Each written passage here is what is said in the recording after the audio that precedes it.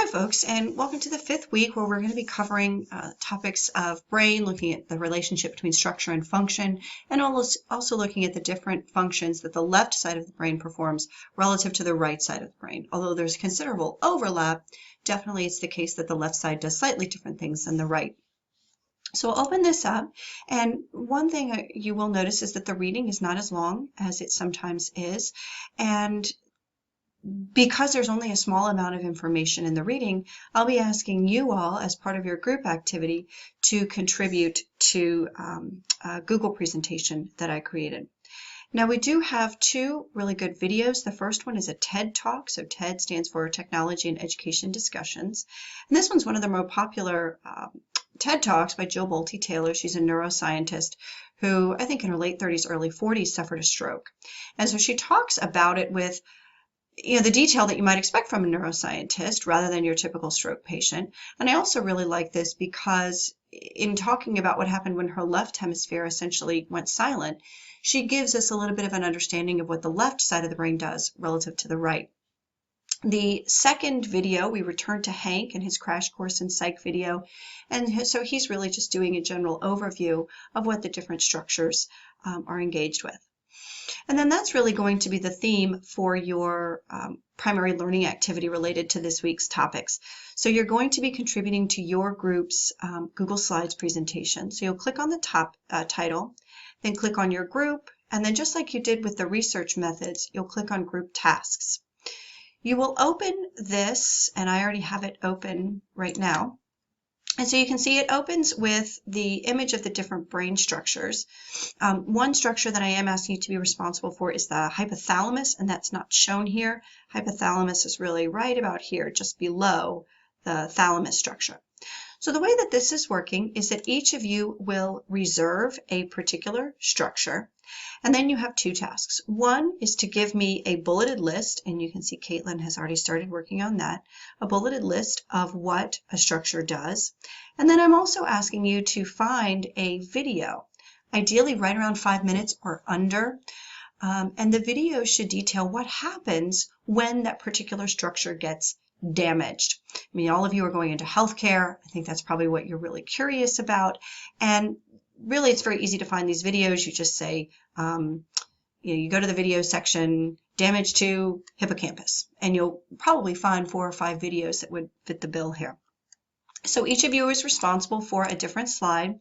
There is no commenting here. There's no responding to it. You're just responsible for creating your slide. That needs to be done by Sunday. Now then, the other side of it is you are also expected to create a brief case study. So you're going to do this using Padlet. This is the technology you used for your introductions. Here you can see I've opened up the Padlet for the blue group in the online section B.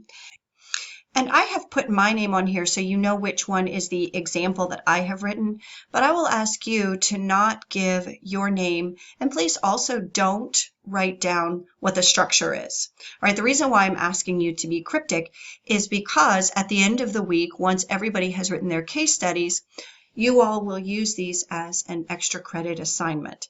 And so you would write for this one, you would submit a document and it'll just say Jen, and you'll write down what part you think Jen has damaged. So each of you, when you write your case study, make sure you are using a person's name, and that name should be unique so that nobody else in the group is using that name. So that way, when you're writing your extra credit assignment, you can say, all right, I think Jen has damage to blah. I think Mark has damage to this. I think Tyler has damage to that, etc. And so that's how we'll do the extra credit. So just keep in mind the case study does not need to be long.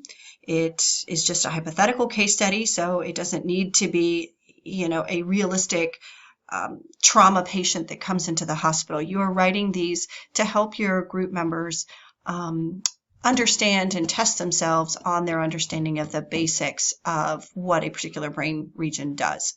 So you don't need to make it particularly fancy. Keep it fairly simple. Make sure you are addressing several different functions that your structure is involved with.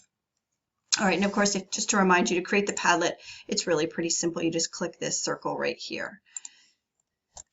This week is also the week when you need to submit the notes that you have so far for the Walk in Their Shoes project. It needs to be submitted by the end of the week, and I do have the sample and a checklist. This is the same information that's in the project information folder, just copied it over here. You want to make sure that you have at least 2 examples for each of the requirements that are given in the checklist. Here's the checklist. So you want to make sure, for example, that you have 2 real-world examples. So these would be points that you have gathered from first-person accounts like interview, a blog, chat room, a video, something like that. Problems with day-to-day living, how it's impacted their work life, marriage or family or friends, impacted their sense of self, and then also issues they've had with their medications or therapy.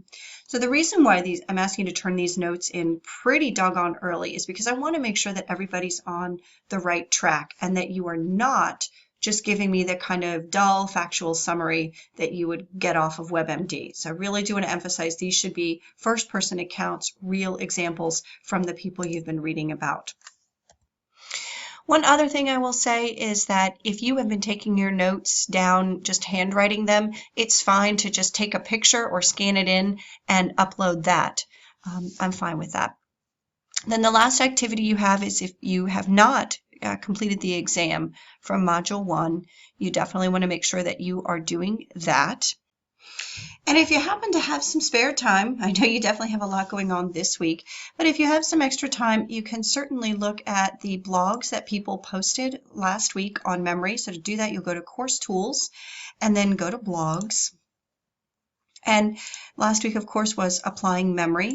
And you can see a number of people posted a blog post on this topic. So you could go to what somebody has written and post a comment. So after reading, you could comment right here, indicate your thoughts, click add, and that's how you will comment. So again, at first, it doesn't really look like anybody else, maybe besides Lexi or besides you, has posted. So you just click on this arrow right here, and you can see everybody who has posted a blog. You aren't expected to read everybody's, although my guess is some folks have talked about treatment adherence, some folks have talked about studying, and you'll probably find it useful to at least look over a couple. You don't have to post a response this week. You basically have until the end of week 10 to respond, but it's always nice to get started on things earlier rather than later. All right, that is everything I have to say for this week. As always, if you have questions, you're welcome to email or text, or of course you can post something to this course information board. Have a great week, folks.